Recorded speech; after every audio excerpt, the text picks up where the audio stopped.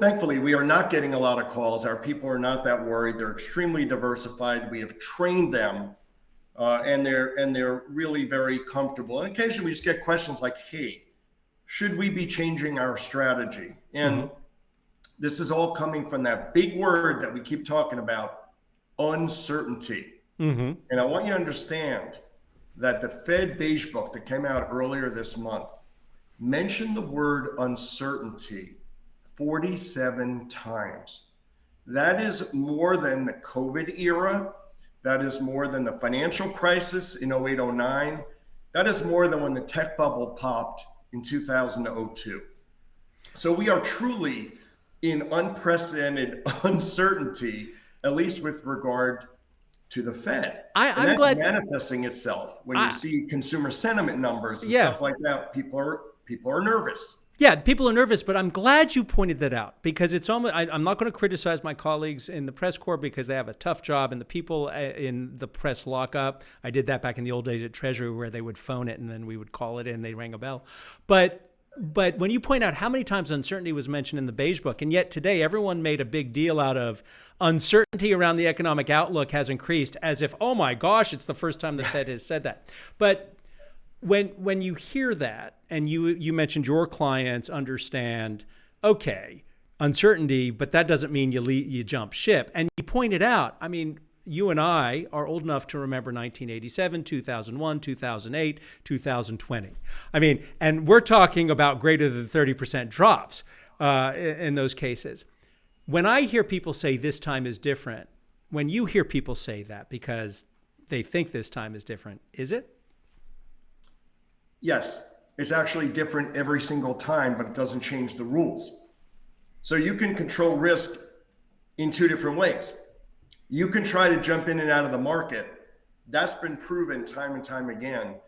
It doesn't work. Warren Buffett says he can't time the market. I consider him the greatest investor in history. If he can't do it, we ain't doing it. So how are we going to control risk? Through diversification. The only free lunch in investing is diversifying, finding assets that don't correlate. What does that mean? Assets that don't do the same thing at the same time. God willing, over a long period of time, they all get from point A to point B. They just do it at different times. So let's talk about one of your expertise, which has to do with retirement and getting people ready for retirement. And I used to cover, part of my duties at Fox was I had a retirement beat. And this was years ago, but there was a public pension crisis. I don't know who in the United States has a private pension anymore. I mean, public sector people do, but I think less than 9% of the people in the private sector have pensions anymore. And we went to the 401k system. And I think the statistic that I pulled up, it's the organization, I can't think of the name, but out of Boston, the retirement center. 73% of working Americans have access to some kind of retirement vehicle, whether it be a 401k or those few private pensions that still exist.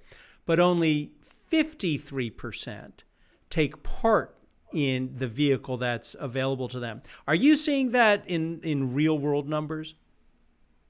I'm not seeing it with my clients because I beat them over the head and I say, pay yourself first. Before you do anything else, get money in that tax deferred Right. or tax free, depending what kind of plan you're in. Get money in that plan. Listen, Adam, there are two major forces working against all of us in our quest to retire. They are inflation and taxes.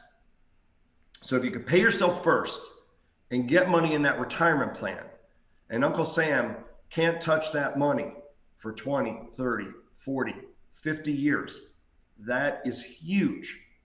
So we've got to do that. That's step number one.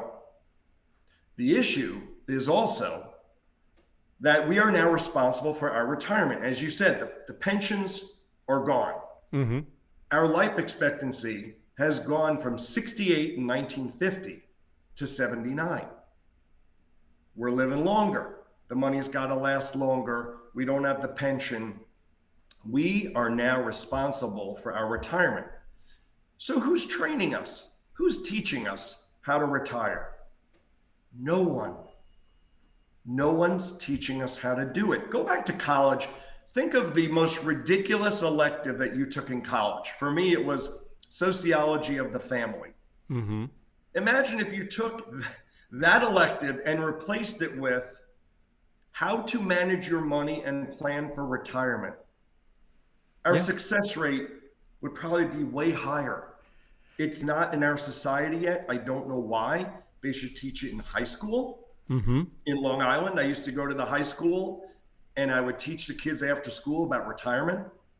I taught retirement classes for 12 years at night after I worked all day to adults.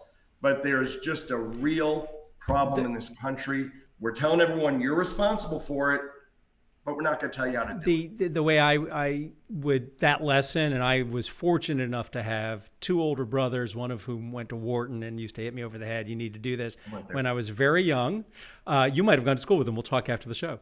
But I had access to a 401k. And by the way, 401ks have only been around since it was Ted Benna invented them or found the line 401k within the tax code in 78. But he never intended it to be your sole retirement vehicle. But long story short, I had access to a 401k. I funded it when I was a young reporter in Indianapolis.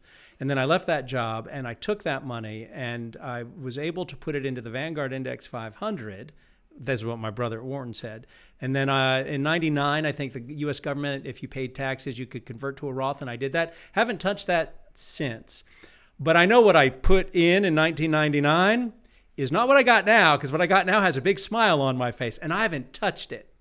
And so when I think about 401ks, it's not the only retirement vehicle, but even better, on a day when the market's down and you get a paycheck, if you're doing the 401k, your employer, if they're matching a percentage, is paying you when the market's going down. So the point you're making is if you're going to do some dollar cost averaging, this is the way to do it through the 401k, right?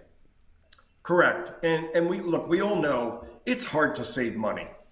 We all have all kinds of expenses and kids going to college and God knows what. So if someone can take the money from you before you get it, Mm-hmm. that is the only guaranteed way to save money. And that's what a 401k does. That's why it works so well. How often should I be having a discussion? Because we have someone who does our finances for us. But how often should I be meeting with that individual to either rebalance what we've got going on? And it's not all in equities. It was when I was much younger. It was all in high risk equities, but then we started sending some money aside. I think I shared with you when we spoke a week or two ago that I did something that my friends on Wall Street said was foolhardy and stupid. And I won't get into the full details, but we have an annuity. It's not the entire retirement, but it's a portion of the future retirement that's guaranteed as long as that insurance company, which has been around almost 200 years, doesn't go belly up.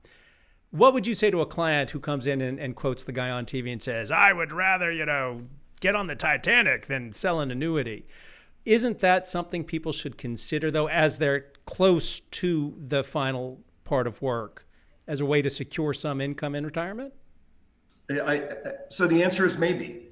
And it really depends on your personal situation, number one. It depends on your temperament and how you deal with volatility.